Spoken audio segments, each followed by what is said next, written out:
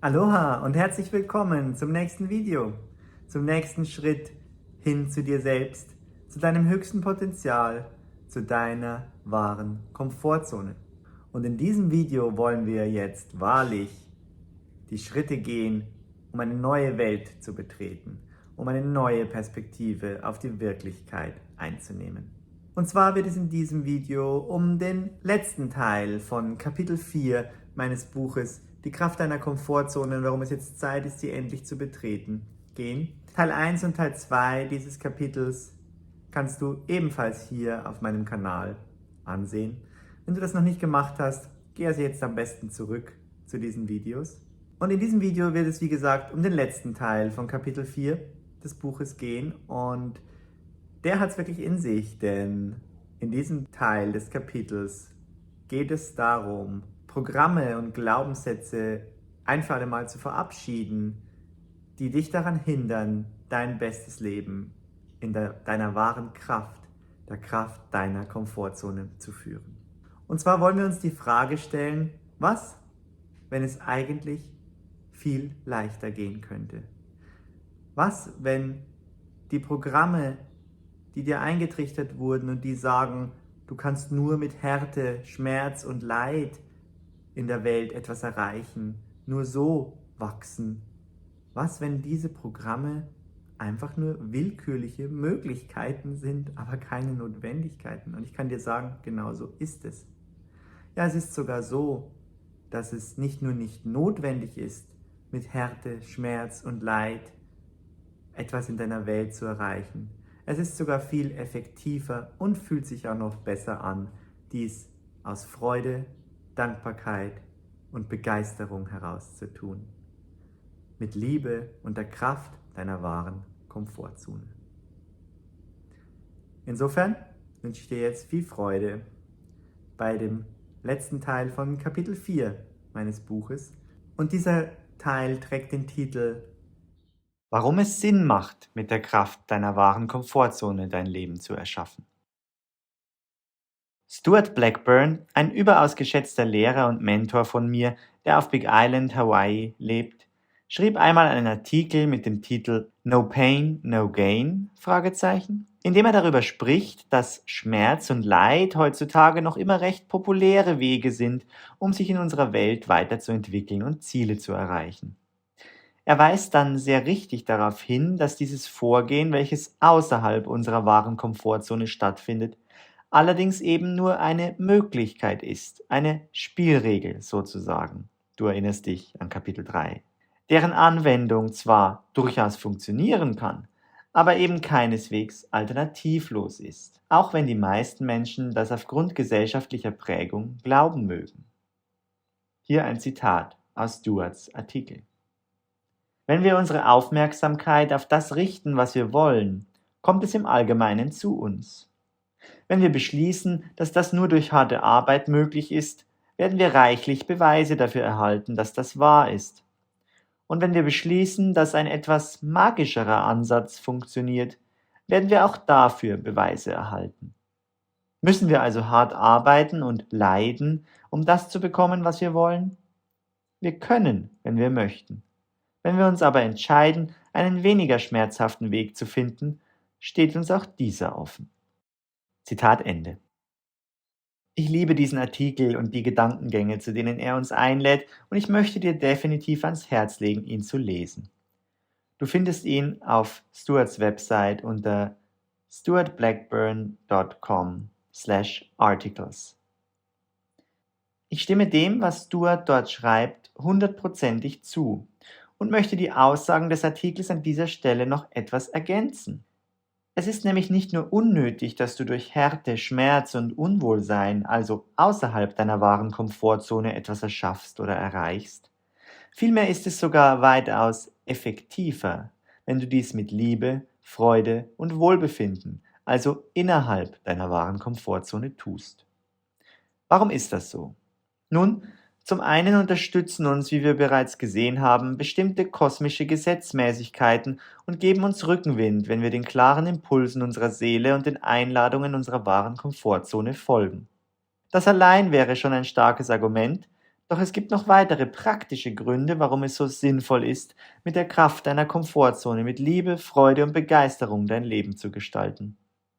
Es funktioniert einfach besser und fühlt sich dabei auch noch viel besser an. Schauen wir uns das genauer an. Im Huna, der schamanischen Tradition Hawaiis, in der ich ausgebildet wurde und von der vieles, was ich lehre, inspiriert ist, wird unter anderem der Kraft des Aloha große Bedeutung beigemessen. Das hawaiianische Wort Aloha ist nämlich nicht nur eine bekannte Grußformel aus Hawaii, sondern bedeutet übersetzt auch Liebe bzw. genauer das freudvolle Teilen des Atems des Lebens im gegenwärtigen Augenblick. Im Grunde steckt in diesem einen Wort also eine Kurzanleitung zum Erschaffen eines glücklichen Lebens. Im übertragenen Sinne könnte man auch sagen, Aloha lehrt uns zu lieben und glücklich zu sein. Und wenn du nun mit dir selbst und deiner Umwelt eine Aloha-Beziehung eingehst, also deine Welt aus einer Position der Freude und der Liebe heraus kreierst, dann führt dich das auf direktem Weg, genau, in deine wahre Komfortzone. Zumindest dann, wenn du diesem Hörbuch aufmerksam zugehört hast und die darin beschriebenen Prinzipien beachtest. Aloha zu leben ist aus meiner Sicht ein natürlicher Dünger für ein Leben in deiner wahren Komfortzone. Und umgekehrt wirst du immer mehr Aloha in dein Leben einladen, wenn du in deiner Komfortzone lebst. Begegne deiner Welt mit Aloha und sie wird dir mit Aloha begegnen. So einfach ist das. Warum erwähne ich das Konzept von Aloha an dieser Stelle?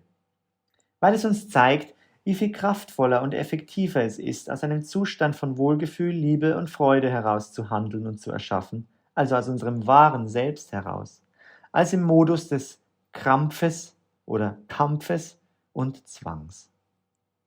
Im Huna nennen wir diesen Ansatz to love things into being, also etwas in die Wirklichkeit lieben.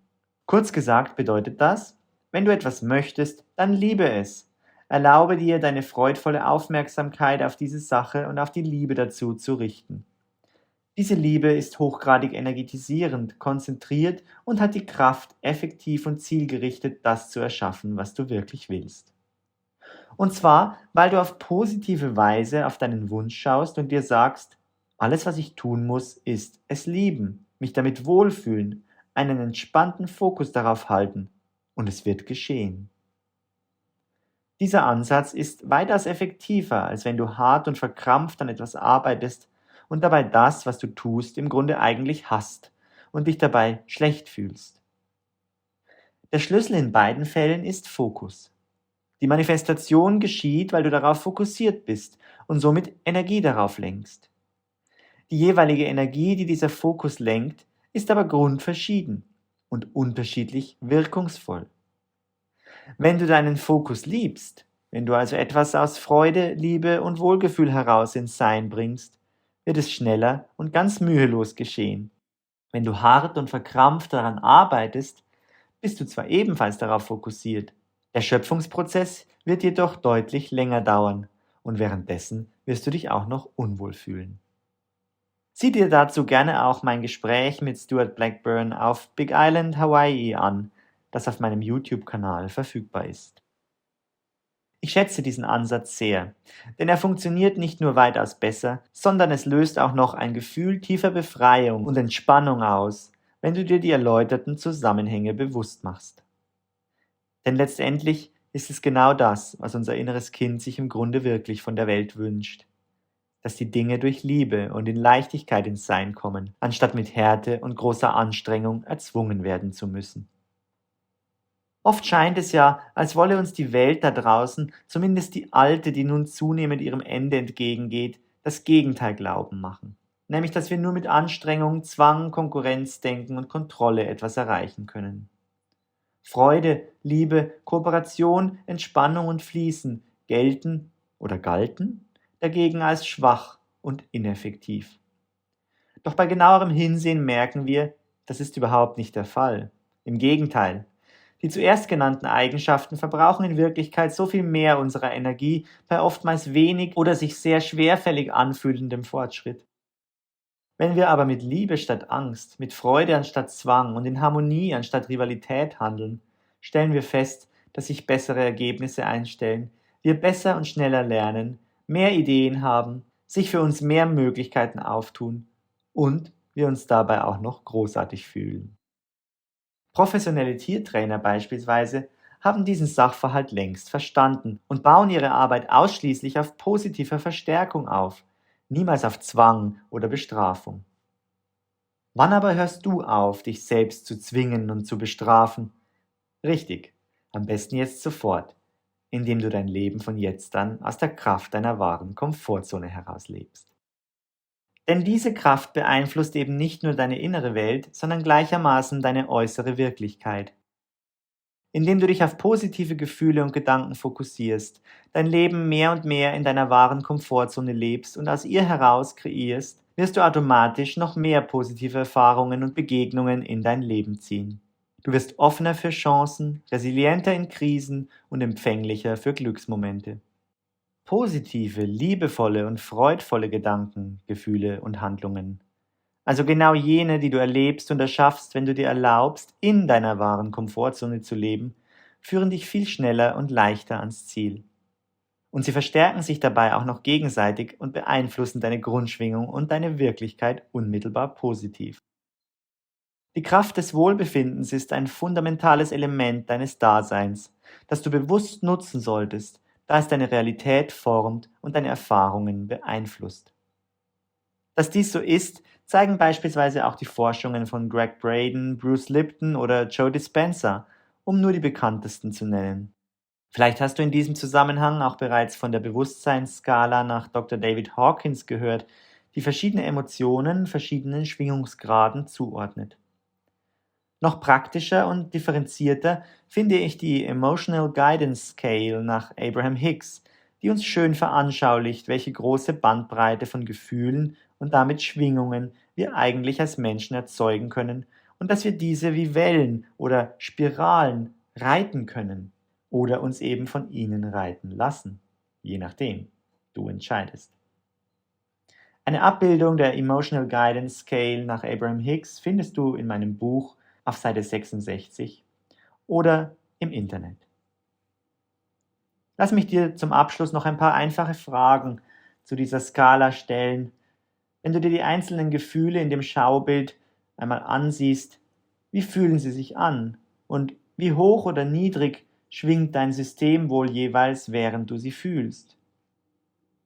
Und was kreieren diese Schwingungen dann wohl entsprechend in deiner Wirklichkeit? Genau. Ich denke, die Antwort erschließt sich hier von selbst. Als nützlichen Tipp für den Umgang mit der Emotional Guidance Scale leitet Abraham aus den obigen Erkenntnissen übrigens eine simple und praktische Faustregel ab. Zitat: The better you feel, the more you should milk it. The worse you feel, the more you should try to ignore it. Zitat Ende. Also, je besser du dich fühlst, desto mehr solltest du diesen Zustand ausdehnen und darin schwelgen. Je schlechter du dich fühlst, desto mehr solltest du versuchen, das zu ignorieren. Wie wir in Kapitel 6 noch sehen werden, würde ich nicht pauschal dazu raten, negative Gefühle einfach komplett zu ignorieren, sondern sie eher auf ihre Aussage hin zu befragen und dann bewusst zu transformieren. Dennoch ist Abrahams Faustregel sehr hilfreich und ich möchte sie dir an dieser Stelle mit auf den Weg geben, weil sie dich an einen entscheidenden Aspekt erinnert. Du selbst bist es, der die seine, ihre Gedanken, Gefühle und damit generelle Schwingungsfrequenz steuern kann. Du und niemand anders. Ich lade dich also ganz im Sinne Abrahams herzlich dazu ein, werde doch von nun an ganz bewusst ein Connoisseur, eine Connoisseuse angenehmer Gefühle.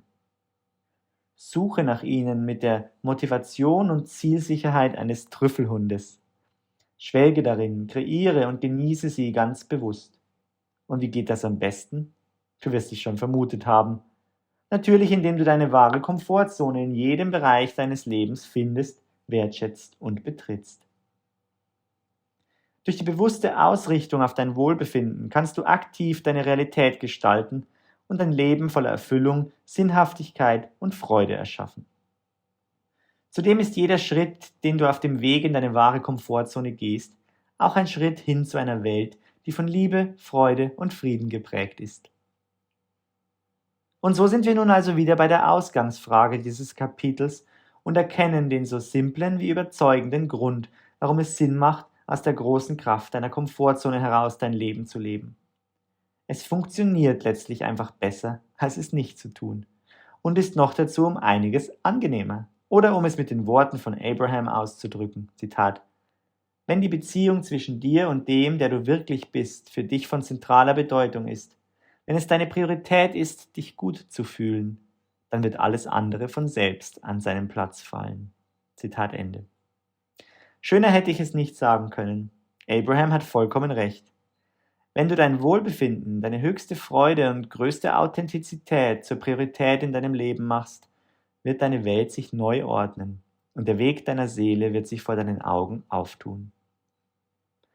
Bevor wir uns deshalb im übernächsten Kapitel der eigentlichen Erforschung deiner individuellen Komfortzone widmen, möchte ich zuvor noch eine mögliche Irritation aus dem Weg räumen. Und zwar wollen wir sozusagen den Gegenspieler deiner wahren Komfortzone kennenlernen und herausfinden, was wir von ihm lernen können. Dazu wollen wir uns im nächsten Kapitel ansehen, was eigentlich hinter dem herkömmlichen Komfortzonen-Narrativ steckt, was seine ursprüngliche, durchaus redliche, aber eben verzerrte Intention gewesen sein könnte und ob wir daraus etwas Nützliches für den Weg in unsere wahre Komfortzone mitnehmen können.